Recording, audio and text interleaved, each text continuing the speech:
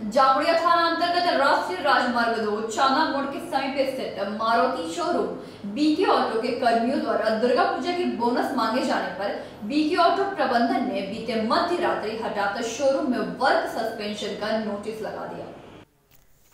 जामुड़िया थाना अंतर्गत राष्ट्रीय राजमार्ग 2 चांदा मोड़ के समीप स्थित मारुति शोरूम बीके ऑटो के कर्मियों द्वारा दुर्गा पूजा के बोनस मांगे जाने पर बीके ऑटो प्रबंधन ने बीते मध्य रात्रि हटाकर शोरूम में वर्क ऑफ सस्पेंशन का नोटिस लगा दिया, जिसके कारण शोरूम में कार्य करने वाले लगभग 450 से अधिक कर्मियों के बीच हताशा की भावना देखी गई।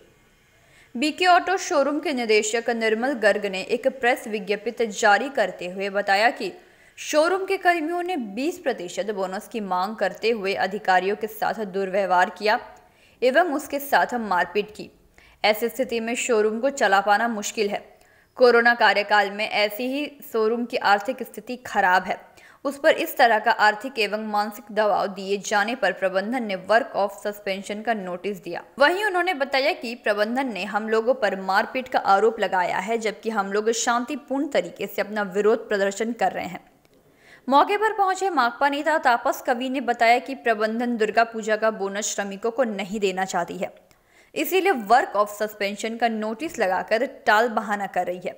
परंतु दुर्गा पूजा पश्चिम बंगाल का सबसे प्रमुख त्योहार है एवं श्रमिकों को बोनस प्रदान करना होगा।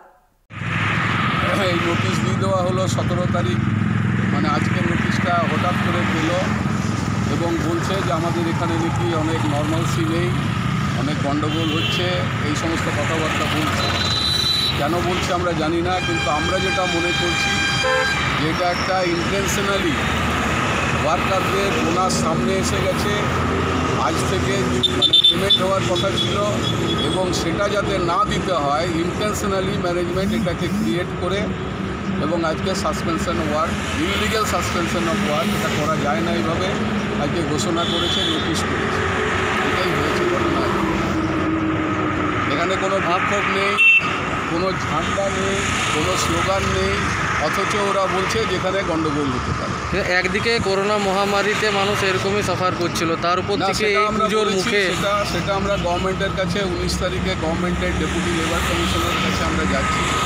ডেপুটি লেবার কমিশনকে আমরা বলবো, একের তো এই প্যান্ডেমিক সিচুয়েশন, মানুষের কাছে টাকা পয়সা কম, রোজগার কম, এই অবস্থায় যদি পুজোর সময়ও মানুষ টাকা না পায়, ওয়ার্কাররা টাকা না পায়, তাহলে এইরকম একটা মানে কি বলবো অ্যাপ্যাথেটিক অ্যাটিটিউড অফ দ্য ম্যানেজমেন্ট, এটা একটা মানে কি বলবো অমানবিক অ্যাটিটিউড ম্যানেজমেন্টের।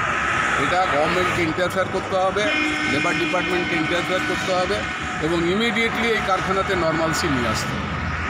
আমরা আমাদের বোনাসের জন্য আজকে জানানোর কথা ছিল ম্যানেজমেন্টের যে আজকে কবে কোন ডেটে ডিসবার্স করা হবে।